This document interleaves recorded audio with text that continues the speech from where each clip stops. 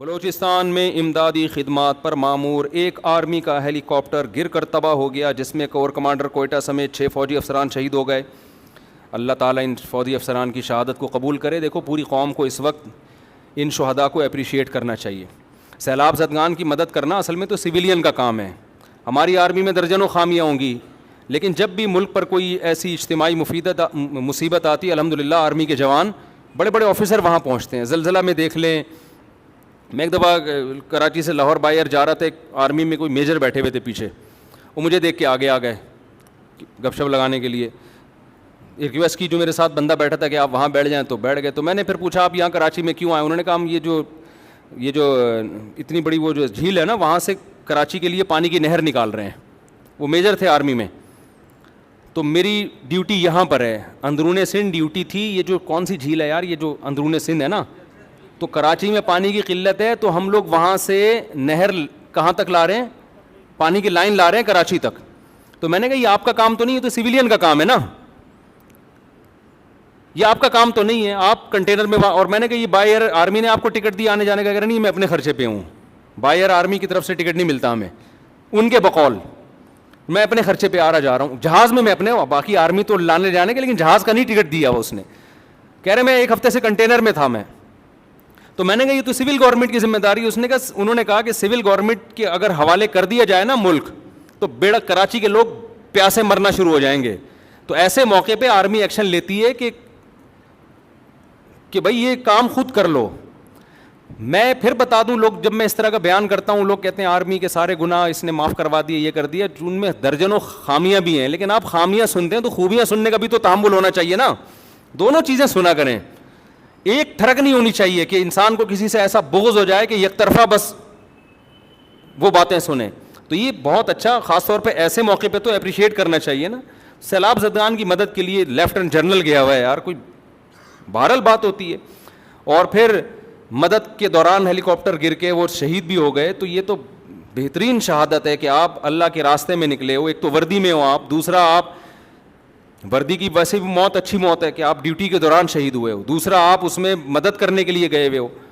تو یہ ہمارے تو سویلین کو چاہیے کہ وہ پہنچیں وہاں ہیلی کاپٹر میں، شوپنیں بانٹیں اور یہ جو کچھ کریں۔ تو بہرحال بہت اچھا ایک امیج گیا ہے فوج کا لوگوں کے سامنے، اور پھر انہوں نے جو جانیں دی، اللہ ان کی شہادت کو قبول فرمائے۔ اور دیکھو، لوگ مجھے کہتے ہیں آپ فوج کی تعریف کرتے ہو، میں آپ سے، جو آدمی ملک کا خیر خواہ ہوتا ہے نا، وہ وہی بات کرے گا جس میں ملک کی خیر خواہی ہو۔ پاکستان کے پاس فوج کے علاوہ بچا کچھ بھی نہیں ہے۔ ان کی خامیوں کے باوجود، میں یہ نہیں کہہ رہا ان کی جو خامیاں ہیں میں ان کو خوبیاں وہ جو خامیاں ہیں وہ ساری دنیا کو بتائیں، لیکن اسلام کیا کہتا ہے؟ خوبیاں اور خامیاں کو کیا کرو؟ پلس مائنس کرو۔ سعید ابن مسیب رحمہ اللہ تعالی ایک بہت بڑے تابعی ہیں، وہ کہتے ہیں میں نے جب لوگوں میں دیکھا، میں نے معیار بنایا کہ اچھا وہ ہے جس میں کوئی برائی نہ ہو، برا وہ ہے جس میں کوئی اچھائی نہ ہو۔ کہنے جب میں نے اس معیار پہ لوگوں کو پرکھنا شروع کیا تو مجھے ایک بھی ایسا اچھا نظر نہیں آیا جس میں کوئی برائی نہ ہو، اور ایک بھی ایسا برا نظر نہیں آیا جس میں کوئی اچھائی نہ ہو۔ تو گویا وہ کہتے ہیں میں نے معیار چینج کر لیا، کیونکہ اگر آپ کوئی ایسا شخص دیکھیں جس میں 100% اچھائی ہو، برائی کوئی نہ ہو، تو میرا خیال ہے آپ اچھا آدمی تلاش کرتے کرتے دنیا سے چلے جائیں گے۔ اچھے آپ کہیں گے دنیا ساری بری ہی ہے، تو آپ کے تبصرہ غلط ہوگا۔ اور اگر آپ برا آدمی تلاش کریں اور ڈیفینیشن یہ ہو کہ برا اسے کہتے ہیں جس میں کوئی اچھائی نہ ہو، تو میرا خیال ہے پھر دنیا میں کوئی برا آپ کو نظر نہیں آئے گا۔ آپ کہیں گے ساری دنیا اچھی، کیونکہ ایک آدھ اچھائی تو ہر ایک میں ہوتی ہے۔ تو وہ کہتے ہیں میری نظر میں اچھائی اور برائی کا معیار کیا ہے کہ خوبیاں زیادہ ہوں، خامیاں کم، اور برائی کا معیار یہ ہے برائیاں زیادہ ہوں، خوبیاں کم۔ سمجھ میں آ رہی ہے بات؟ تو آپ جتنے گورنمنٹ کے ادارے ہیں ان تمام اداروں کو کمپیئر کیا کریں، آپ فوج کے ساتھ کمپیئر کیا کریں، یک طرفہ فیصلہ نہ کیا کریں کہ اس میں یہ خامی یہ خوبی، کمپیئر کریں، کیونکہ دنیا کمپیئر کے اصول پہ ہی چل رہی ہے، تقابل پہ چل رہی ہے۔ دیکھو آپ نے مسجد کے لیے امام رکھنا ہے تو 10 آدمیوں کے انٹرویو کے لیے بلاؤ گے، ان میں ایز کمپیئر ٹو ادر جو زیادہ اچھا ہوگا اس کو سلیکٹ کرو گے نا۔ کیا ہو گیا میرے بھائی؟ یا آپ کہو گے 100% ہم مجھے صحابی جیسا اچھا امام چاہیے، ملے گا آپ کو مارکیٹ میں؟ آپ کہو گے یار 10 آدمیوں نے انٹرویو دیا تو یہ والا ہمیں نسبتاً زیادہ اچھا لگ رہا ہے. اس بیس پر آپ اچھائی برائی کا فیصلہ کرو گے. اسی طرح ایک اور بات سمجھ لیں, رشتے کی مثال, 10 بندوں کے رشتے آپ کی بیٹی کے لیے آئے, آپ کہو گے مجھے 100% اچھا آدمی چاہیے, تو آپ کی بچی کہے گی ابا آپ 100% اچھے نہیں ہو, تو آپ کو داماد 100% اچھا کہاں سے ملے گا؟ تو اس میں بھی کمپیئر کر رہے ہوتے ہیں نا لوگ, بھائی یہ والا اس سے ذرا زیادہ اچھا ہے, وہ والا اس سے نسبتاً اچھا ہے, تو ان میں یہ والا ذرا مناسب لگ رہا ہے ہمیں. تو مناسب ہونے کی بیس پہ آپ اس کے فیصلہ کرتے ہو بہت اچھا ہے, اور اپنی بیٹی اس کے حوالے کر دیتے ہو. تو دنیا اسی اصول پہ چل رہی ہے. تو آپ خوب سمجھ لیں کہ لوگ ہمارے سامنے سعودی عرب کی برائی کرتے ہیں, سعودی عرب میں یہ ہے اور یہ ظلم ہو رہا ہے, یہ فلانا ہو رہا ہے, یہ بادشاہ کے چل رہا ہے, ڈنڈا چل رہا ہے. میں کہتا ہوں سعودی عرب کو دیگر اسلامی ممالک سے کمپیئر کریں تو پھر فیصلہ کریں. سعودی عرب کو آپ خلفائے راشدین سے کمپیئر, ابے بول لو نا یار, نہیں کریں.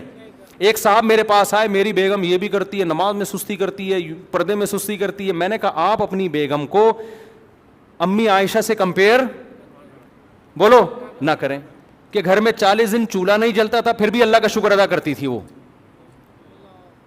اب آپ اپنی بیگم کو اگر آپ امی عائشہ سے کمپیئر کرو گے, آپ کہو گے میں تھوڑا انڈے پراٹھے بھی کھلا رہا ہوں, میں اسے شام کو میں نے کل پیزا بھی کھلایا تھا اس کمبخت کو, جو لوگوں کے دل کی آواز ہے, کمبخت ہے نہیں وہ, میں نے اس کو گھمانے پھرانے بھی لے گیا میں, پھر بھی اس دن مجھے غصہ آیا تو اس نے اینٹ کا جواب پتھر سے دیا, امی عائشہ تو ایسی نہیں تھی. تو آپ طلاقیں دیتے رہو گے, آپ کو کوئی ڈھنگ کی عورت آپ کی مرضی کی نہیں ملے.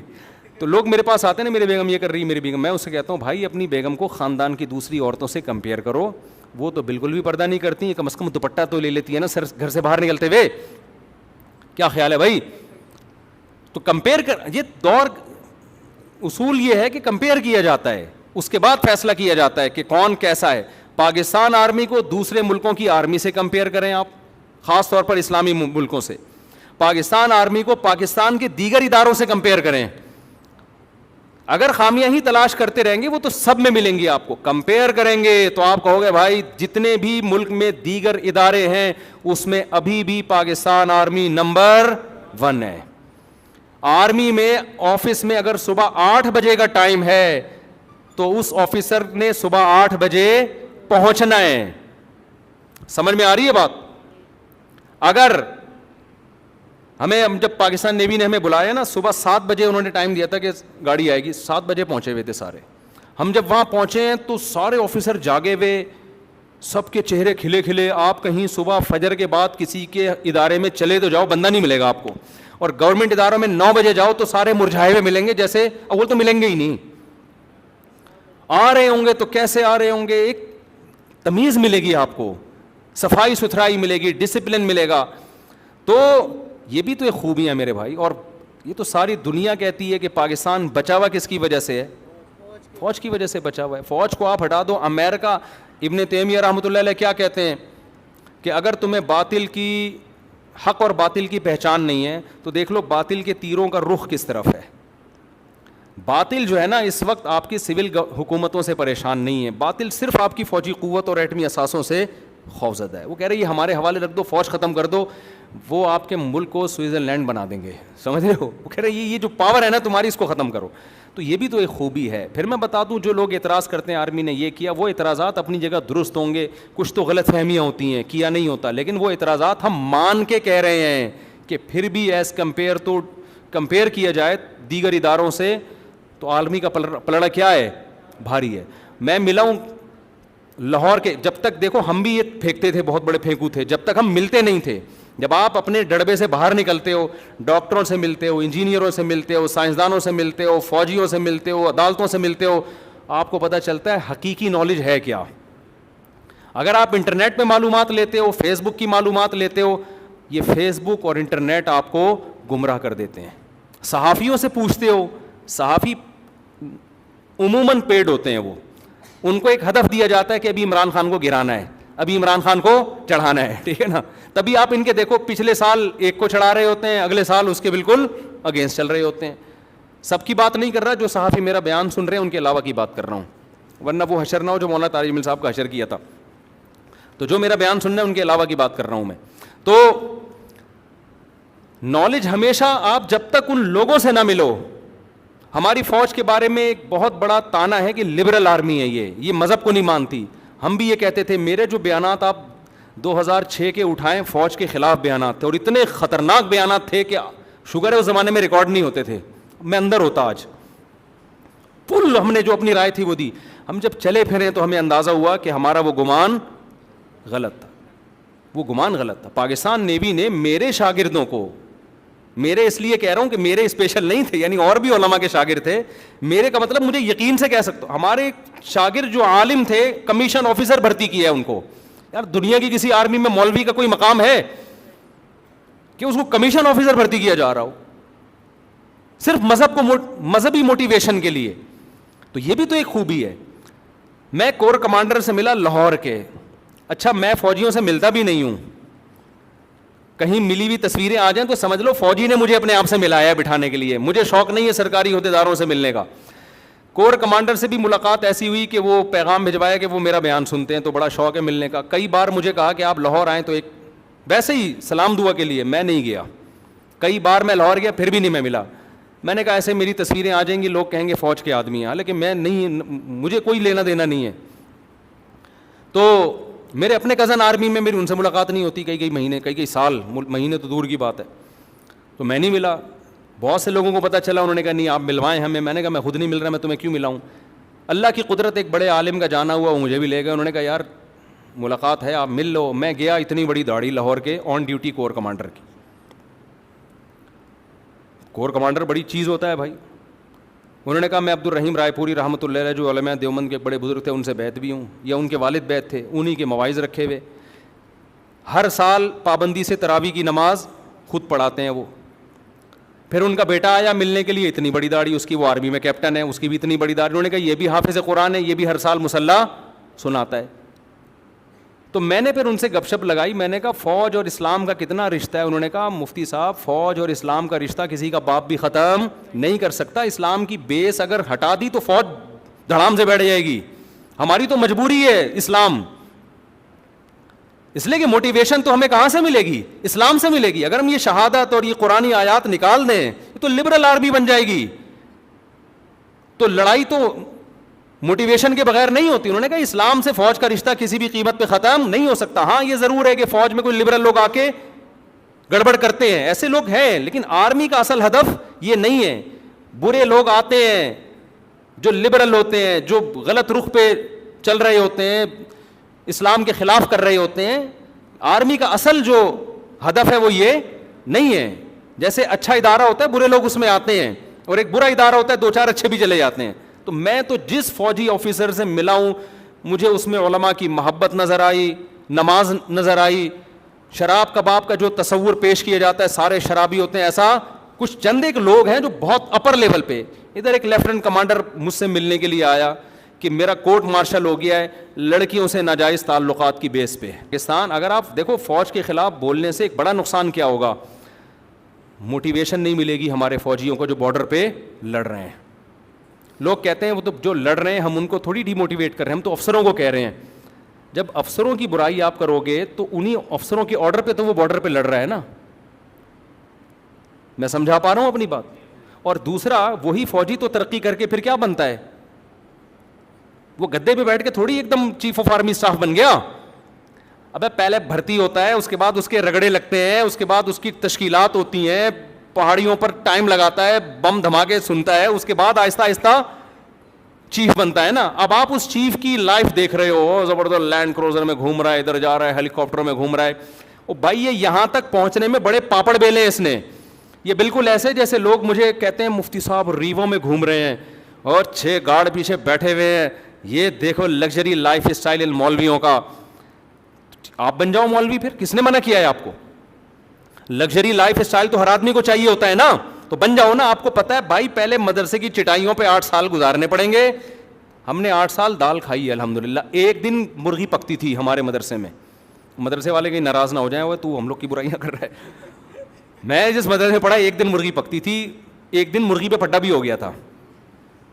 وہ ایک نے زیادہ کھینچ لی, دوسرے کے پاس شوربہ آیا تو جھگڑا گیا استاذ کے پاس. استاد نے کہا شرم نہیں آتی, مرغیوں کی بوٹیوں پہ لڑتے ہو, آئندہ سے شوربہ ملے گا, بوٹی کسی کو بھی نہیں ملے گی. وہ 2-3 مہینے بوٹیاں ہی بند کر دی انہوں نے کہ تمہیں شرم آنی چاہیے یار, تم بوٹیوں پہ لڑ رہے. 2-3 طلبہ تھے بیچارے, بچے ہیں تو لڑ جاتے ہیں, کوئی مسئلہ نہیں ہے اتنا بڑا. انہوں نے تنبیہ کی, انہوں نے, ہم نے کہا یار تمہارے پھڈے میں ہماری مرغی گئی. دال کھاتے تھے الحمدللہ, خوشی خوشی کھاتے تھے. 8 سال ہم نے اس طرح گزارے. اس کے بعد بھی ہم نے بائکوں پہ گھومے ہیں, دھکے کھائے ہیں, اور لوگ تانے دیتے تھے کوئی لڑکی نہیں دے گا, رشتہ نہیں ملے گا, پیسے کہاں سے آئیں گے, کماؤ گے کہاں سے, یہ کہاں سے ہوگا, وہ کہاں سے ہوگا. ہم نے کہا بھائی اللہ کھلاتا ہے, اللہ, ہم تو کمانے کے لیے آئے نہیں اس فیلڈ میں. بیانات کرنا شروع کیے, لوگ آتے شروع ہو گئے, چینل بن گیا, بات پھیلتی چلی گئی, تھریٹس آنا شروع ہو گئی, ایجنسیوں کی خبریں آنا شروع ہو گئی, بھائی لسٹ میں آپ کا بھی نام ہے تو گارڈ رکھ لو. کیا خیال ہے؟ اب گارڈ نہیں رکھتے تو بھی مصیبت ہے, گارڈ رکھیں. مجھے تو 4 سال سے قانونی ادارے کہہ رہے ہیں گارڈ لے کے گھومو, پولیس موبائل دینے کے لیے تیار ہے. ہم جو بھی مشہور آدمی ہوتا ہے اس کو حکومتی ادارے دیتے ہیں, جو بھی ہوگا, چاہے وہ شیعہ ہو, چاہے سنی ہو, چاہے اہل حدیث ہو, چاہے دیوبندی ہو. یہ لا ہے, علاقے کے تھانے کی ذمہ داری ہے کہ کوئی بھی مشہور آدمی جس کے قتل کا خطرہ ہو, بھائی تو ادھر سیکورٹی دینی ہے. تو 6 سال سے پولیس والے, رینجرز والے, اپنے لوگ کے یار رکھ لو گارڈ, کوئی بھڑکا کے چلا جائے گا. پھر ہمیں نظر آیا ریکیاں ہو رہی ہیں ہماری, بندے تعاقب کر رہے ہیں, ادھر سے نکل رہے ہیں, ادھر سے ہم ڈاش دے رہے ہیں ان کو. 3 سال 2-4 سال ہماری ریکیاں ہوئی ہیں. اس کے بعد جا کے پھر سنجیدگی سے سوچا یار گارڈ رکھ لینا چاہیے ہمیں. سمجھ میں آ رہی ہے بات؟ تو ہم نے کہا ہمارے پاس روکڑا نہیں ہے گارڈ رکھنے کا. تو لوگوں نے کہا روکڑے کا ہم انتظام کرتے ہیں, گارڈ رکھو آپ. پھر ہم نے کہا گارڈ جب رکھیں گے تو بائکوں پہ گھمائیں گے ان کو. اب یہ تو اس کے لوازمات میں سے ہے نا, گاڑی بھی, گارڈ جب ہوگا تو گاڑی بھی تو ہوگی. اب ہم پٹپٹی پہ جا رہے ہیں 70 پہ, پیچھے گارڈ آ رہے ہیں لینڈ کروزر پہ, اچھا لگے گا؟ پھر ہم نے اسلامک بینک سے رابطہ کیا, یار ہمیں کوئی قسطوں پہ کوئی گاڑی دلا دو, گارڈ کو پیچھے بٹھانا ہے, کیا کریں ہم. اس چکر میں گاڑی آ گئی ہمارے پاس. اس پہ یوٹیوب پہ لوگ چلا رہے ہیں, ان کے لگژری لائف اسٹائل دیکھو. علماء کے پاس نا رزق زبردستی دوڑ کے آتا ہے, سمجھ رہے ہو؟ تو اس لیے ہم جب مدرسے میں گئے نا تو ہم نے اپنے بڑوں سے سنا کہ علماء کی جو لائف اسٹائل ہے نا اس کو دیکھ کے دھوکے میں نہ ہو کہ یہ بڑا عیاش ہیں. انہوں نے کہا ان کا ماضی دیکھا کرو. مولانا طارق جمیل صاحب پہ لوگ اشکال کرتے ہیں, V8 میں گھومتے ہیں. مولانا طارق جمیل صاحب نے 1 سال ابلے ہوئے چاول کھائے ہیں تبلیغ میں, دھکے کھائے ہیں, مارے کھائی ہیں. ایک دفعہ اپنی کارگزاری سنائے, ہماری آنکھیں ہم سے ضبط نہیں ہو رہا تھا, اتنا ہمیں رونا آ رہا تھا ان کا ماضی دیکھ کے. تو یہ تو اللہ کی طرف سے دنیا میں ایک عزت مل جاتی ہے. اور ہمیں ابھی بھی اگر تھریٹ ختم ہو جائے فوراً گارڈ ہم کیا کر دیں گے, ختم, وہی اپنی پھٹپٹی پہ آ جائیں گے ہم دوبارہ سے. اس کا اپنا مزہ ہے یار, W11 کا جو مزہ ہے. ہم تو یار کہتے ہیں ہم تو 4J میں بیٹھے ہوئے, 4K میں بیٹھے ہوئے ٹائم ہو گیا. 4K میں ہم یہاں سے بیٹھتے تھے, ڈاک یارڈ جاتے تھے. میں ڈاک یارڈ میں بھی پاکستان نیوی میں بھی رہا ہوں, پیچھے پھٹے پہ بیٹھتے تھے ہم. لونڈے لپاڑے ہوتے تھے اسکول کے ہمارے ساتھ, اتنی اسپیڈ سے بھگاتا تھا پھٹا اٹھ کے نیچے گر جاتا تھا. اس کا اپنا مزہ تھا, زگ زیگ گلیوں میں بھاگ رہی ہے. اور بس کتنی بھی بھری ہوئی ہو, دھکے دے دے کے کنڈکٹر گھسا دیتا تھا اندر. پاؤں رکھنے کی جگہ نہیں ہے, کرائے کے لیے اس دروازے سے چڑھے گا, سب سے کرایہ لیتا ہوا دوسرے دروازے سے اتر جائے گا. یہ معجزے ہمیں W11 میں دیکھنے کو ملتے تھے. موبائل غائب ہو رہے ہیں, بچا کے نکل آئے موبائل, اس کی خوشیاں. میں تو لوگوں سے کہتا ہوں ہماری تو نیچرل لائف ہی ختم ہو گئی یار. کبھی ادھر بیٹھے ہوئے ہیں چائے پی رہے ہیں یا کچھ بھی, کہیں بھی آزادی ختم ہو گئی ہماری. تو اب وہ لگژری لائف کو علماء کو اس سے کوئی وہ نہیں ہوتا. اگر کوئی ٹوٹا پھوٹا بھی اللہ سے نسبت ہوگی, وہ ان چیزوں پہ خوش نہیں ہوتے, گاڑیوں پہ. ہاں سہولت کے لیے گاڑی رکھیں آپ, ٹھیک ہے, یہ چیزیں کوئی وہ نہیں ہیں. تو اب کوئی آرمی کا اتنا بڑا آفیسر ہے, اس کا 1000 گز کا بنگلہ ہے, تو جس گریڈ کا وہ آفیسر ہے اسی میں سول کے کو دیکھ لو جو اتنے گریڈ کا ہے وہ کیا کر رہا ہے. کمپیئر کرو گے تو فوج میں 20ویں گریڈ والا ہوگا نا, اور سویلین میں 20ویں گریڈ والا, ان کی دونوں کی لائف اسٹائل میں زمین آسمان کا فرق. وہ فوجی جو 20ویں گریڈ کا آفیسر ہوگا رات کو ٹائم پہ سوئے گا, صبح ٹائم پہ اٹھ کے فوراً ڈیوٹی کے لیے پہنچے گا. یہاں جو 20ویں گریڈ کا ہوگا, جو میرا بیان سن رہے ہیں ان کے علاوہ کی بات کر رہا ہوں, وہ 6 مہینے مارکیٹ سے شارٹ ہوگا. فون کرو گے فون نہیں اٹھائے گا. وہ سیلاب آئے گا تو اس کو 3 مہینے بعد تو پتہ چلے گا کوئی مر گیا بندہ یہاں پہ.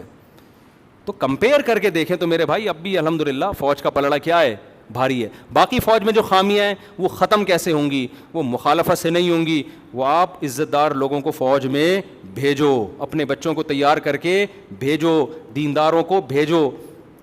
اس سے کیا ہوگا, فوج کا تو ایک معیار ہے, جو اس معیار پہ اترے گا اس کی سلیکشن ہو جائے گی.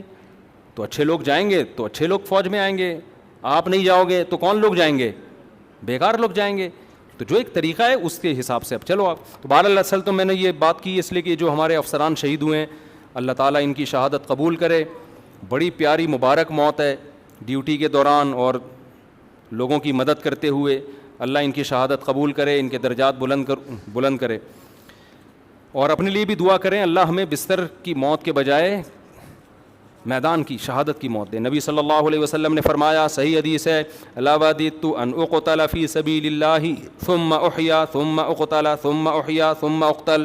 4 دفعہ آپ نے فرمایا میری خواہش ہے کہ میں اللہ کے راستے میں قتل کیا جاؤں, پھر زندہ کیا جاؤں, پھر شہید کیا جاؤں, قتل کیا جاؤں, پھر زندہ کیا جاؤں, پھر قتل کیا جاؤں, پھر زندہ کیا جاؤں, پھر قتل کیا جاؤں, پھر زندہ کر کے قتل کیا جاؤں. 4 دفعہ آپ نے شہادت کی. یعنی اتنا پیارا عمل ہے, اللہ بار بار یہ کام کرے. تو شہادت سے بڑی دنیا میں مسلمان کے لیے کوئی عزت کی موت نہیں ہے.